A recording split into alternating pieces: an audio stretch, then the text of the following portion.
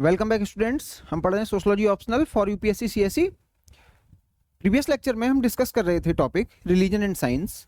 आज हम कवर करेंगे topic types of religious practices. तो देखते हैं सिलेबस। ये है topic subtopic B, types of religious practices, जिसमें हम पढ़ेंगे animism, monism, pluralism, sects and cults के बारे में। आज हम स्टार्ट करेंगे सेक्ट्स एंड कल्ट्स से, और नेक्स्ट टू नेक्स्ट लेक्चर में हम एनिमिज्म, मोनिज्म एंड प्लूरलिज्म के बारे में पढ़ेंगे। तो क्या है types of religious practices? Religion हमें कैसा दिखाई पड़ता है मेनली, ये हम इसमें पढ़ने वाले हैं। जैसे रिलीजन हमें दिखाई पड़ेगा सेक्ट्स के फॉर्म में, कल्ट्स के फॉर्म में, चर्च के फॉर्म में, डिनोमिनेशन के फॉर्म में। अब आपका डाउट आएगा कि सर ये नाम हमारे लिए नए हैं, हम इनको जानते नहीं हैं, इनके बेसिक डिफरेंस क्या हैं? तो इस लेक्चर में हम इनके बेसिक डिफरेंस कवर करेंगे कि कैसे सेक्ट कल्ट से अलग होता है, कैसे कल्ट चर्च और डिनोमिनेशन से अलग होता है, और क्या क्या इनमें सिमिलरिटी हैं, ये सब जानने का कोशिश करेंगे। दूसरा, मैं आपको यहाँ पर एक बात बताना चाह रहा हूँ, ये है जो आइडियल टाइप हैं, मीन्स ये एक मॉडल मान लीजिए, रियलिटी से ये डेविएट कर सकते हैं, मीन्स ये क्या नहीं है, ये रियल टाइप नहीं है। इसका मीनिंग क्या है कि सेक्ट्स जैसे आप पढ़ेंगे वैसे शायद आपको सोसाइटी में ना दिखाई पड़े। कल्ट्स के बारे में आप जो पढ़ेंगे सोसाइटी में कुछ डेविएशन देखने को मिल सकता है, जो भी आप इस आइडियल टाइप में पढ़ने वाले हैं। ऐसे ही चर्च और ऐसे ही डिनोमिनेशन। तो आप ये मान के चलिएगा कि आपको सोसाइटी में देखने को मिलेंगे कुछ deviation from this ideal type. First one to classify और develop the typology of religion. तो पहले कौन थे? ट्रॉल साहब थे। ये देखिए, इन्होंने अपने सिलेबस में कुछ चीजें ऐड कर दी, इनकी वजह से हम लोग ये टॉपिक पढ़ रहे हैं, क्योंकि इन्होंने ही इसको टिपिफाई किया था। Others who wrote extensively about religion. हम किनके बारे में और पढ़ेंगे? कौन से स्कॉलर्स हम पढ़ने वाले हैं? हम वेबर पढ़ेंगे, हॉवार्ड बेकर पढ़ेंगे, स्टार्क एंड बेनब्रिज के बारे में पढ़ेंगे, रॉय वेलिस के बारे में पढ़ेंगे। On sects and cults extensively written by Roy Wallis. तो रॉय वेलिस के बारे में भी पढ़ेंगे। यहाँ पर इंपॉर्टेंट हो जाता है नॉन पॉजिटिविस्ट का व्यू भी, क्योंकि सेक्ट और कल्ट यहां पर इंडिविजुअलिस्टिक थॉट को भी कंसीडर करते हैं। तो यहां पर इंडिविजुअलिस्टिक थॉट को भी कंसीडर किया जाता है, इसलिए आप माइक्रो थ्योरिस्ट और नॉन पॉजिटिविस्ट का यहां पर मेंशन देखेंगे। अब एक टर्म है न्यू रिलीजियस मूवमेंट। आप पीवाईक्यू जब ओपन करेंगे तो आपको मिलेगा न्यू रिलीजियस मूवमेंट, एनआरएम। क्या होता है एनआरएम, इसके बारे में जानेंगे आज के लेक्चर में, और कैसे ये सेक्ट्स एंड कल्ट से एसोसिएटेड है, और क्या जरूरत पड़ी कल्ट को एनआरएम कहने की। ऐसा क्या गलत था कल्ट में जिसको कहा गया एनआरएम? मींस इसका नामकरण न्यू रिलीजियस मूवमेंट जैसे क्यों हुआ, आज के लेक्चर में ये पता लगेगा। हम लोग अगर प्रीवियस ईयर क्वेश्चन देखेंगे तो उसमें देखेंगे आप न्यू रिलीजियस मूवमेंट करके एक टॉपिक है। तो रॉय वेलिस किसके बारे में बता रहे हैं? ये एनआरएम का क्लासिफिकेशन कर रहे हैं, और ये इसको यूनिकली लेजिटिमेट, प्लूरलिस्टिकली लेजिटिमेट करके कुछ क्लासिफिकेशन कर रहे हैं। जब हम आएंगे उस टॉपिक पे उसको पढ़ेंगे। हॉवार्ड बेकर साहब क्या बता रहे हैं? ये बताते हैं कैसे एक सेक्ट डेनोमिनेशन बन जाता है, कैसे एक सेक्ट डेनोमिनेशन बन जाता है, और कैसे एक डिनोमिनेशन सेक्ट बनता है। मींस ये सेक्ट से डिनोमिनेशन के बारे में भी बताते हैं, और डिनोमिनेशन से कैसे सेक्ट बनता है उसके बारे में भी बताते हैं। तो ये हॉवार्ड बेकर की कहानी है। एक चीज और आप देखिए, न्यू रिलीजियस मूवमेंट ये टर्म इसीलिए कॉइन किया गया क्योंकि एक टर्म है कल्ट, उस कल्ट का एक नेगेटिव कनोटेशन है, मींस नेगेटिव मीनिंग कैरी करता है ये वेस्टर्न सोसाइटी में कल्ट। क्यों? क्योंकि इसको एसोसिएट किया जाता है मिस्टिसिज्म से, जादू टोने से। तो मिस्टिसिज्म से अगर इसको एसोसिएट करेंगे तो जो कल्ट के फॉलोअर हैं वो कहेंगे कि आप हमें जादू टोने से मत एसोसिएट करिए, इसलिए उन्होंने एक नया टर्म कॉइन किया जिसको कहा गया न्यू रिलीजियस मूवमेंट। तो इसलिए कल्ट अब यूज नहीं होता है, अब मॉडर्न थ्योरिस्ट कहते हैं new religious movement. Classifications of religion. अब रिलीजन को हम कैसे पढ़ते हैं? हम कह सकते हैं रिलीजन को चर्च, हम कह सकते हैं रिलीजन को डिनोमिनेशन, हम कह सकते हैं रिलीजन को सेक्ट, और हम कह सकते हैं रिलीजन को कल्ट। तो आप कहेंगे सर रिलीजन को इतने सारे नाम क्यों दिए गए, इतनी समस्या क्यों आई, कभी चर्च कहा गया, कभी डिनोमिनेशन, कभी सेक्ट, कभी कल्ट? तो मैं आपको बताऊंगा कि टाइम पीरियड के आधार पर भी रिलीजन का फॉर्म बदल जाता है, और जैसे जैसे सोसाइटी चेंज होती है वैसे वैसे भी रिलीजन का फॉर्म बदल जाता है। इसीलिए डिफरेंट डिफरेंट सोसाइटी में आपको different different types of religion दिखेंगे। कहीं आपको चर्च दिख जाएगा, कहीं आपको डिनोमिनेशन दिख जाएंगे, कभी सेक्ट, कभी कल्ट। तो आप डिफरेंट डिफरेंट सोसाइटी में डिफरेंट डिफरेंट रिलीजन देखेंगे। देखिए, जैसे इसका एक एग्जांपल मैं बताता हूँ। सऊदी अरेबिया में और पर्टिकुलरली मिडेवल टाइम पीरियड में, सऊदी अरेबिया, यहाँ पर इस रीजन में इस्लाम को आप कंसीडर कर सकते हैं चर्च, जबकि उसी टाइम पीरियड में, सेम टाइम पीरियड में, मतलब मिडेवल इंडिया में सेम टाइम पीरियड, और कंट्री क्या हुई, लोकेशन भी चेंज हो गई, इंडिया हो गई, उसी इस्लाम को आप इंडिया में क्या कहेंगे, डिनोमिनेशन। मींस स्कॉलर इसको यहां पर लिखेंगे डिनोमिनेशन उसी रिलीजन को, और अगर उसी रिलीजन को सऊदी अरब में लिखेंगे तो लिखेंगे चर्च। तो ऐसा क्या है कि यहां पर डिनोमिनेशन कह दिया जाता है और वहां पर चर्च कह दिया जाता है। तो हम सोसाइटीज के बारे में पढ़ेंगे कैसे चर्च बन जाता है डिनोमिनेशन। तो स्कॉलर्स चर्च लिख लेते हैं, एक्लेसिया लिखते हैं, और इंस्टीट्यूशनल रिलीजन लिख लेते हैं। तो ये चर्च कब कहा जाता है, कैसी सोसाइटी में रिलीजन को चर्च कहा जाता है, अब देखते हैं। A religious group can be considered a church if it enjoys monopoly। क्या कहा गया, मोनोपोली। मींस यहां पर क्या नहीं दिख रहा है, रिलीजियस प्लूरलिज्म नहीं दिख रहा है। ऐसी सोसाइटी जहां पर रिलीजियस प्लूरलिज्म ना दिखे और एक ही रिलीजन का बोलबाला हो, उस सोसाइटी में उस रिलीजन को क्या कह दिया जाता है, चर्च। तो आप कहेंगे सर आज की मॉडर्न सोसाइटी में, मॉडर्न टाइम में क्या कोई ऐसी सोसाइटी है जहां पर चर्च देखने को मिलता है? तो मैं कहूंगा शायद नहीं, क्योंकि आज हर एक सोसाइटी में आपको प्लूरलिस्टिक थॉट दिख जाएगा। तो आप कहेंगे सर हम ये क्यों पढ़ रहे हैं? तो मैं आपको पहले ही बता दिया था कि एक आइडियल टाइप है, ये रियल टाइप नहीं है। ये आइडिया में अच्छा लग रहा है, कॉपी किताबों में लिखने के लिए है, रियलिटी में आपको डेविएशन देखने को मिल जाता है। तो अगर डेविएशन को भी आपको स्टडी करना है तो आपको आइडियल फॉर्म तो स्टडी करना ही पड़ेगा, इसलिए हम इसको स्टडी कर रहे हैं। आल्दो ज्यों का तो हम लोग सोसाइटी पर ये अप्लाई नहीं कर सकते, इसको सेम टू सेम सोसाइटी में ऑब्जर्व नहीं कर सकते। और society is having only a single religion, ऐसी सोसाइटी जहां पर एक ही रिलीजन हो, उस सोसाइटी में रिलीजन को कह दिया जाता है चर्च। तो अब मैं आपसे पूछूं कि क्या इंडिया में सनातन हिंदू धर्म को चर्च कह सकते हैं? तो आप कहेंगे नहीं, क्योंकि इंडिया क्या है, एक religious plural society, not in religious plural society like denomination. तो अब इसका मीनिंग क्या है? इसका मीनिंग ये है, रिलीजियस प्लूरल सोसाइटी में जो भी रिलीजन है उनको क्या कह सकते हैं आप, डिनोमिनेशन, उनको नहीं कहेंगे चर्च। मीन्स आज के मॉडर्न इंडिया की बात करें, मॉडर्न डे इंडिया की बात करें, मॉडर्न इंडिया, यहां पर जो भी रिलीजन देखेंगे, रिलीजन 1, रिलीजन 2, रिलीजन 3, बहुत सारे रिलीजन देखने को मिलेंगे। इनको आप क्या कहते हैं, डिनोमिनेशन 1, डिनोमिनेशन 2, डिनोमिनेशन 3। क्योंकि ये डिनोमिनेशन क्यों कहा जा रहा है, क्योंकि इंडिया एक रिलीजियस प्लूरल सोसाइटी है और इंडिया क्या नहीं है, यहां पर मोनोपोली ऑफ रिलीजन देखने को नहीं मिलता है, इसलिए यहां पर डिनोमिनेशन कहा जाता है। तो अब आपको डाउट खत्म हो गया होगा कि कब कहा जाता है चर्च और कब कहा जाता है डिनोमिनेशन।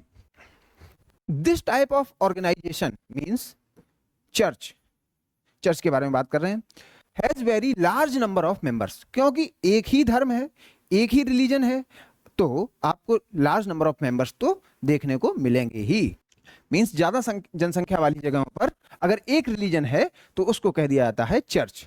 इसका मीनिंग क्या है, स्मॉल नंबर ऑफ मेंबर्स, और स्मॉल नंबर्स ऑफ मेंबर्स हैं लेकिन मोनोपोली ऑफ रिलीजन भी देखने को मिल जा रहा है, तो आप नहीं कहेंगे चर्च, क्योंकि यहां पर लार्ज नंबर एक प्रीरिक्विसाइट है।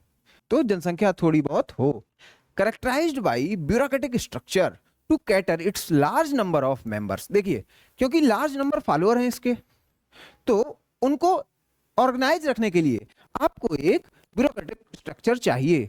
आपको रिलीजन में, जो आप चर्च कह रहे हैं, यहां पर चर्च में ऑर्गेनाइजेशन बनानी पड़ेगी। यहां पर बाबूगिरी स्टार्ट करिए, पर्ची कल्चर स्टार्ट करिए, तो इसीलिए यहां पर ब्यूरोक्रेसी देखने को मिल जाएगी। तो ब्यूरोक्रेसी का मीनिंग क्या है, हायरार्की ऑफ ऑफिशियल्स। जो भी रिलीजियस ऑफिशियल्स हैं उनमें भी हायरार्की देखने को मिलेगी, छोटे बाबू बड़े बाबू, छोटे पादरी बड़े पादरी, ऐसे हम लोग हायरार्की देखते हैं। आल्दो ये एक आइडियल टाइप है, रियल टाइप नहीं है, रियल सोसाइटी में आपको ये देखने को नहीं मिलेगा। और देखिए इसके क्या कैरेक्टरिस्टिक हैं। Church is less tolerant and wants to continue monopoly. देखिए क्योंकि ये रिलीजियस प्लूरल सोसाइटी में नहीं पाया जाता तो इसको टॉलरेंस की वैसे जरूरत भी नहीं है, इसीलिए ये टॉलरेंस के बारे में बहुत कुछ जानता भी नहीं है। ऐसी सोसाइटी टॉलरेंस के बारे में कुछ पढ़ी लिखी नहीं होती है, वो क्या जाने कि दूसरी कोई रिलीजन को कैसे ट्रीट करना है, क्योंकि दूसरे रिलीजन वहां पर पाए ही नहीं जाते हैं।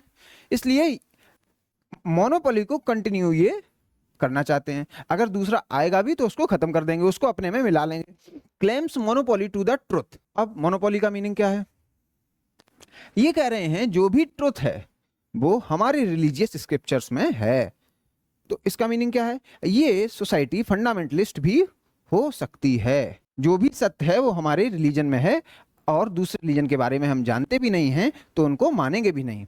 जबकि आप अगर कंपेयर करेंगे इसको डिनोमिनेशन वाली सोसाइटी से तो वहां पर आपको टॉलरेंस देखने को मिल जाएगा। तो टॉलरेंस वैसे मैं यूज नहीं करता हूं ये वर्ड, क्योंकि टॉलरेंस एक नेगेटिव कनोटेशन का वर्ड है। इसका मीनिंग होता है सहना, सह रहे हैं, झेल रहे हैं। जबकि मैं यूज जो वर्ड करता हूं वो करता हूं म्यूचुअल कोएग्जिस्टेंस, या फिर एक टर्म और डिनोमिनेशन वाली सोसाइटी के लिए यूज कर सकते हैं सर्व धर्म संभाव। जहां पर बहुत सारे धर्म हैं, रिलीजियस प्लूरल सोसाइटी है लाइक इंडिया, वहां पर आपको धर्मों में टॉलरेंस देखने को मिलेगा, सर्वधर्म संभाव देखने को मिलेगा। तो क्या नहीं देखने को मिलेगा? क्लेम नहीं देखने को मिलेगा। किस पर? ट्रुथ पर। मींस फंडामेंटलिस्ट थॉट वहां पर बहुत ज्यादा नहीं देखने को मिलेंगे। New members are acquired through reproduction not conversion as in case of denomination. अब ये क्या मीनिंग है? देखिए एक कोई सोसाइटी है, मान लीजिए S1, जहां पर एक ही रिलीजन पाया जाता है, दूसरे रिलीजन का कोई स्कोप है ही नहीं। तो अगर दूसरे रिलीजन है ही नहीं तो कन्वर्जन का कोई सेंस ही नहीं होता है। मींस इस रिलीजन में जो मेंबर्स आएंगे भी वो बर्थ के द्वारा ही आएंगे।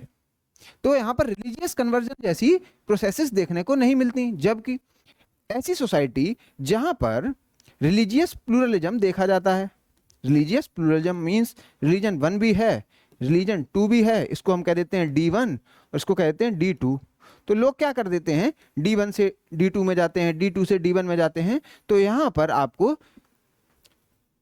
रिप्रोडक्शन के तहत नहीं, कन्वर्जन से आपको रिलीजन बदलता हुआ दिख जाएगा। अब चलते हैं नेक्स्ट पेज पर। Church has close relationship among other social institution and particularly between religion and other structure, that is state, economy and education।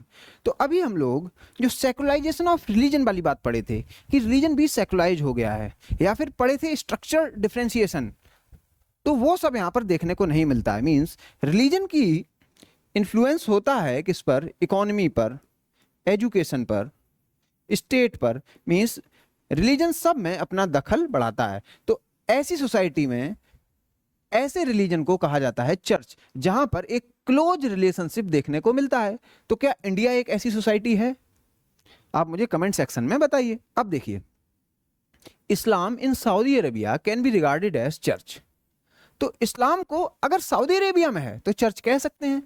Roman Catholic church in medieval Europe, तो मिडेवल यूरोप में जो Roman Catholic church है उसको भी, उस religion को भी आप चर्च कह सकते हैं। लेकिन मॉडर्न सोसाइटी में उसी एरिया में क्या आज उसको चर्च कहना सही होगा? शायद नहीं, क्योंकि वहां पर रिलीजियस प्लूरलिज्म अब थोड़ा बहुत देखने को मिल जाता है। इसीलिए आज इसको डिनोमिनेशन कहना ही ठीक होगा, आल्दो दोनों ही रिलीजन हैं। A church generally accepts the norms and values of society and regard itself as the guardian of social order। अब देखिए, मैंने अभी प्रीवियस पॉइंट में आपको क्या बताया था? चर्च क्या खत्म कर रहा है यहाँ पर? स्ट्रक्चरल डिफरेंशिएशन खत्म कर रहा है। मींस एजुकेशन ही रिलीजन है, रिलीजन ही एजुकेशन है, इकोनॉमी ही रिलीजन है, रिलीजन ही इकोनॉमी है।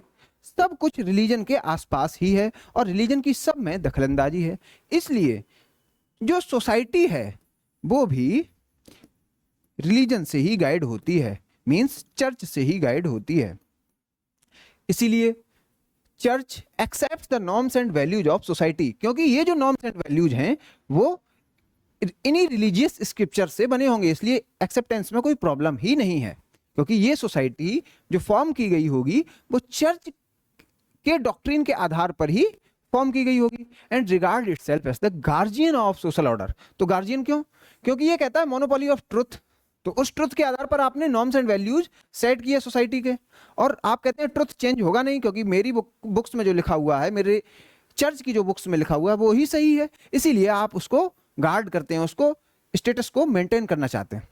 तो ऐसी सोसाइटी को कहते हैं church. Mostly be a theocratic state and laws are based on scriptures. जो मैंने आपको बात बताई, वहां पर लॉज जो हैं वो रिलीजन से गाइड होते हैं, और रिलीजियस स्क्रिप्चर्स के आधार पर लॉज बनते हैं, और उसी के आधार पर नॉर्म्स एंड वैल्यूज होती हैं सोसाइटी की।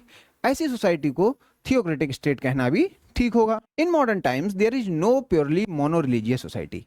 तो अब देखिए, ये जो बात मैंने सबसे पहले बताई थी, आज के समय में हमें कोई ऐसी सोसाइटी देखने को नहीं मिलती जहां पर आप चर्च जैसे फीचर एनकाउंटर कर सकें, अनलाइक प्री मॉडर्न टाइम्स। हाँ, थोड़ा बहुत आप प्री मॉडर्न टाइम्स में इसको देख सकते थे। तभी मैं आपको जब इस्लाम के बारे में बताया था तो मैंने आपको क्या टर्म यूज किया था? Medieval period. तो मैं टाइम पीरियड आपको पहले ले चला था। Hence there is no clear cut existence of church in this society. तो आज की सोसाइटी में ये फीचर वाला रिलीजन आपको नहीं दिखेगा, ऐसी सोसाइटी भी नहीं दिखेगी। तो ये जो हम पढ़े हैं वो क्या था? Ideal type. और ये क्या बता रहे हैं? Real type. कि रियल सोसाइटी कैसी होगी? ऐसी नहीं होगी जैसी आप कह रहे हैं, उसमें कुछ डेविएशन देखने को मिलेगा इस चर्च वाली सोसाइटी से। This is only a model of religion which differs from reality. तो यहां पर मैंने क्या बताया? ये मॉडल है। ये जो पॉइंट नंबर 1 to 8 मैंने आपको डिस्कस किया, ये मॉडल था और कुछ भी नहीं। रियलिटी बहुत दूर है, रियल टाइप अलग है। रियलिटी में आपको शायद चर्च अब देखने को नहीं मिलेगा, ऐसा रिलीजन देखने को नहीं मिलेगा जहां पर रिलीजियस प्लूरलिज्म ना हो। इसको कहा जाता है final stage in the evolution of cult, sect and denomination. इसको समझते हैं क्या? देखिए, होता क्या है, मान लीजिए एक रिलीजियस प्लूरल सोसाइटी है, उसमें बहुत सारे डिनोमिनेशन है, D1, D2। अब इन डिनोमिनेशन से जो लोग खुश नहीं होते हैं वो अपने सेक्ट्स बनाते हैं, S1, S2, S3। अब S1 जब बन जाता है, कुछ लोग जो S1 बनाते हैं अब उस S1 को और बड़ा करना चाहते हैं, ब्रॉडन करना चाहते हैं, तो वो S1 से फिर एक डिनोमिनेशन बनाते हैं जिसको कह देते हैं हम, मान लीजिए D-। एक नया डिनोमिनेशन बनाते हैं। वो डिनोमिनेशन कैसे बनेगा? कुछ और लोगों को अपने सेक्ट में जोड़ने से। अब कुछ लोग ही नहीं जुड़ेंगे, जो लोग गुस्सा थे या सोसाइटी में मार्जिनलाइज्ड बैठे थे, उन लोगों के अलावा भी हम और लोग जोड़ेंगे और एक नया डिनोमिनेशन बनाएंगे। मीन्स लार्जर लेवल पर रिलीजन को ले जाएंगे। और जब ये डिनोमिनेशन D- बन जाएगा, फिर इसके बाद हम कोशिश करेंगे ये जो सेक्ट्स, ये प्रीवियस डिनोमिनेशन जो रिलीजियस प्लूरल सोसाइटी बनी है, इसको अब खत्म किया जाए, अब मेरे धर्म का ही बोलबाला हो। तो ऐसा कब देखने को मिलता है? जब आप रिलीजियस रिवाइवलिज्म देखते हैं सोसाइटी में, तब आपको देखने को मिल जाएगा। रिलीजियस फंडामेंटलिज्म देखते हैं, तब देखने को मिल जाएगा। मीन्स फंडामेंटलिस्ट सोसाइटी में आप डिनोमिनेशन से चर्च बनने की कहानी देखते हैं। तो लास्ट में आपको चर्च बना मिलेगा अगर ऐसी सोसाइटी हमेशा रही। मीन्स जहां पर रिलीजियस फंडामेंटलिज्म है, रिलीजियस प्लूरलिज्म नहीं है, ऐसी सोसाइटी में चर्च बनने की संभावना रहती है। इसीलिए इसको कहा गया फाइनल स्टेज। अब नेक्स्ट लेक्चर में हम जानेंगे डिनोमिनेशन के बारे में, क्या होता है डिनोमिनेशन, और उसको कंपेयर करेंगे चर्च के साथ और कंपेयर करेंगे सेक्ट्स एंड कल्ट्स के साथ। तो मिलते हैं नेक्स्ट लेक्चर में। Thank you.